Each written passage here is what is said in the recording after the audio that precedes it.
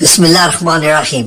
नाज़रीन, आज की वीडियो में मैं आपको दुनिया का सबसे ज्यादा किया जाने वाला वजीफा उसके बारे में बताने जा रहा हूँ। थोड़ी तफसील भी बताऊंगा, थोड़ा बैकग्राउंड भी उसका बताऊंगा, यानी पस मंजर भी, ताकि आप लोगों को समझ आ सके।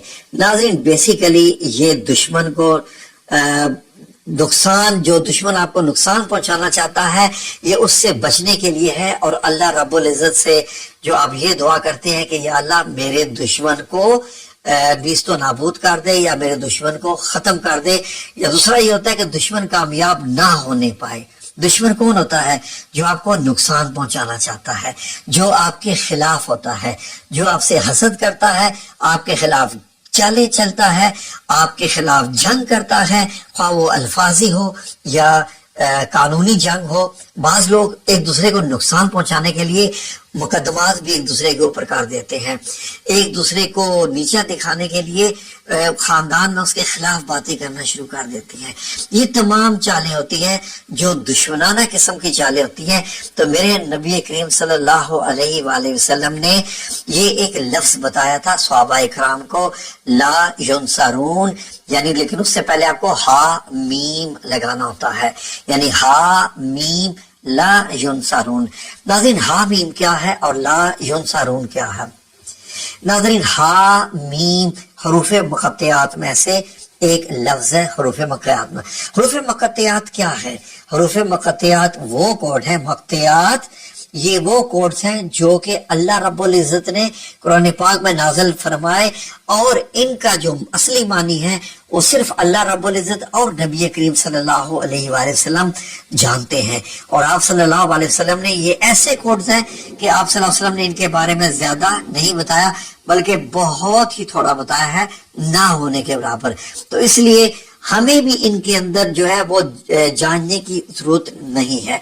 बस इनका इस्तेमाल कैसे करना है या इनका इस्तेमाल है क्या, ये सिर्फ थोड़ा सा इसमें खोज लगाने की जरूरत है।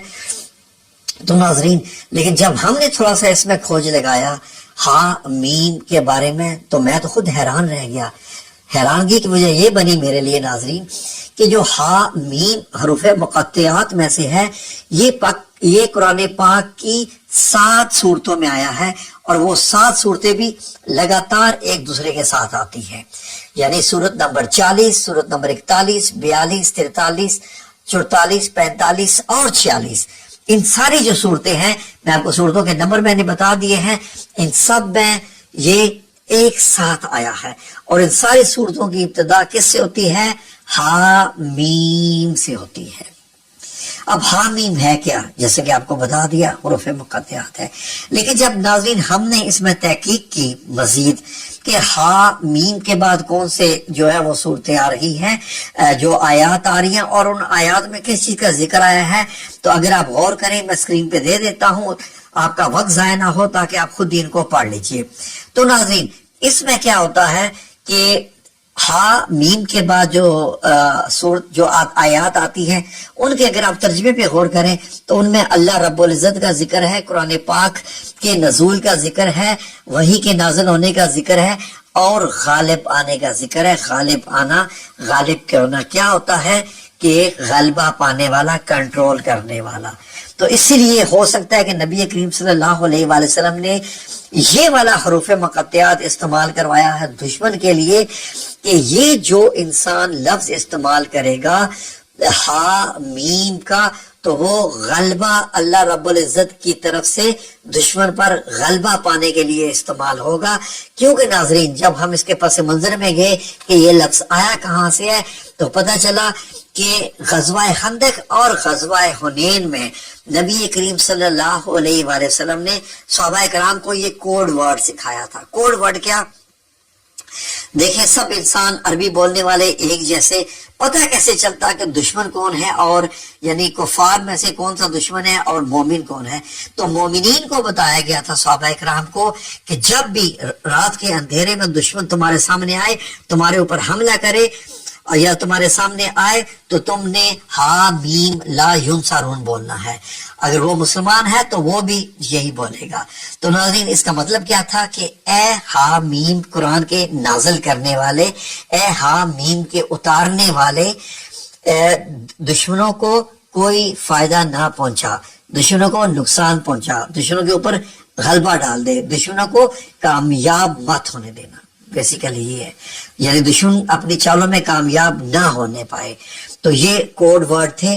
تو ناظرین یہ جب صحابہ کرام نے ان کو استعمال کیا جب بھی ان کے سامنے آتے تھے، لیکن ناظرین یہ حضور پاک صلی اللہ علیہ وسلم نے تو کوڈ ورڈ کے طور پہ بتایا، لیکن اب کیا ہوا کہ آج کل کے دور میں جب لوگ اس کو وظیفے کے طور پہ کرتے ہیں تو ناظرین یہاں تک لوگوں نے بہت زیادہ اطلاعات ہیں کہ لوگوں نے خبریں دی کہ جس کو جتنی بڑی بیماری ہو، حتیٰ کہ کینسر کی بیماری بھی ہو، اگر آپ ہا میم لا ینصرون کا ورد کریں گے، کتنی بار کریں گے میں آپ کو بتاتا ہوں، تو کینسر کی بیماریاں بھی لوگوں کی ٹھیک ہو گئی ہیں اور دشمنوں سے بھی نجات مل جاتی ہے۔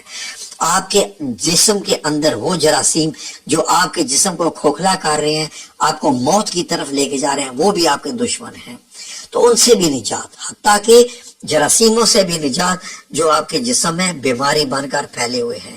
یہ بہت بڑا عمل ہے ناظرین، لیکن اس کی نسبت آپ یہ دیکھیے کہ قرآن پاک نبی کریم صلی اللہ علیہ وسلم سے، ناظرین بات روایات میں تو کچھ ایسا بھی لوگوں نے کہا کہ شاید ہا میم اللہ رب العزت کے ناموں میں سے ایک نام ہے جو کہ غلبہ پانے والوں میں سے ہیں، کہ اللہ رب العزت کی مدد جن کو چاہیے ہوتی ہے وہ اس نام سے پکارتے ہیں، اللہ رب العزت کو جو دشمنوں سے تنگ آ چکے ہوتے ہیں۔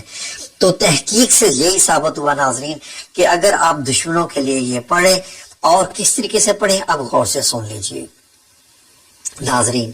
سب سے پہلے آپ کو 7 دن کا عمل کرنا ہے دشمنوں سے بچنے کے لیے، خواہ وہ آپ بیماری کے جراثیم ہے آپ کے جسم کے اندر، یا وہ دشمن آپ کے گھر میں سے، آپ کے خاندان میں سے ہیں، آپ کے دوسری جگہ پر ہیں، کسی نے آپ پہ مقدمہ کیا ہوا ہے، کسی نے آپ کے اوپر کوئی ظلم کیا ہوا ہے، کسی نے آپ کو بے عزت کرنے کا ٹھیکہ اٹھایا ہوا ہے، کوئی آپ کے خلاف چالیں چل رہا ہے، کوئی آپ کے خلاف جادو کر رہا ہے، یعنی کہ کوئی بھی دشمن کا طریقہ جس سے وہ آپ کو پریشان کر رہا ہے، اس سے نجات کا طریقہ ہے۔ آپ نے کیا کرنا ہے غور سے سن لیجئے۔ سب سے پہلے تو نبی کریم صلی اللہ علیہ وآلہ وسلم پر آپ نے پہلے 7 دن 3 بار درود پاک بھیجنا ہے، اور اس کے بعد آپ نے کیونکہ آپ صلی اللہ علیہ وسلم پر درود پاک اس لیے کہ کوئی بھی عمل جو کہ اچھا کرنا ہو، دشمن سے نجات چاہنے ہو، ویسے تو کہتے ہیں کہ اگر آپ کسی کی موت کا باعث بننے کے لیے کوئی یہ کر رہے ہیں تو آپ یہ درود پاک نہ پڑھیں، لیکن اس کی نسبت ہی درود پاک صاحب درود پاک سے ہے، تو کیسے نہیں پڑھیں گے۔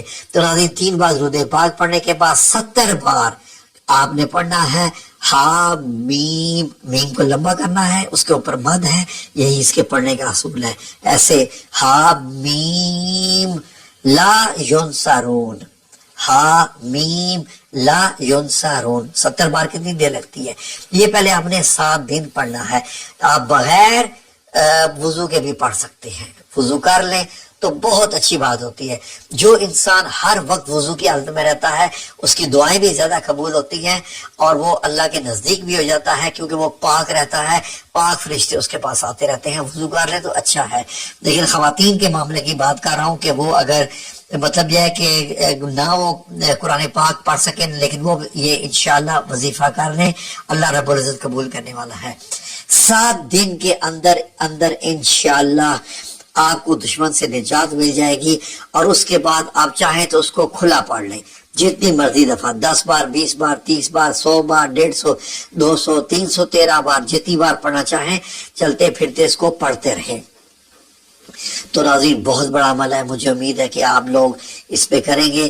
تو باقی بھی بہت ساری جگہ پر یہ لوگ کر رہے ہیں دنیا میں، تو اس کی جو نسبت ہے وہ آپ کو میں نے بتا دیا، تو اس لیے بسم اللہ الرحمن الرحیم کیجئے، اور اب انشاءاللہ باذن اللہ تعالی کوئی آپ کا کچھ نہیں بگاڑ سکتا، خواہ وہ انسانوں میں سے ہے، جنات میں سے ہے، جانوروں میں سے ہے، حشرات میں سے ہے، حتیٰ کہ وہ جراثیموں میں سے ہے جو کہ دکھائی بھی نہیں دیتے، انشاءاللہ باذن اللہ تعالی۔ ٹھیک ہے جی، اللہ آپ سب لوگوں کا حامی و ناصر ہو۔ ناصر لفظ نصر سے مراد ہوتی ہی کامیابی ہے، آمین یا رب العالمین۔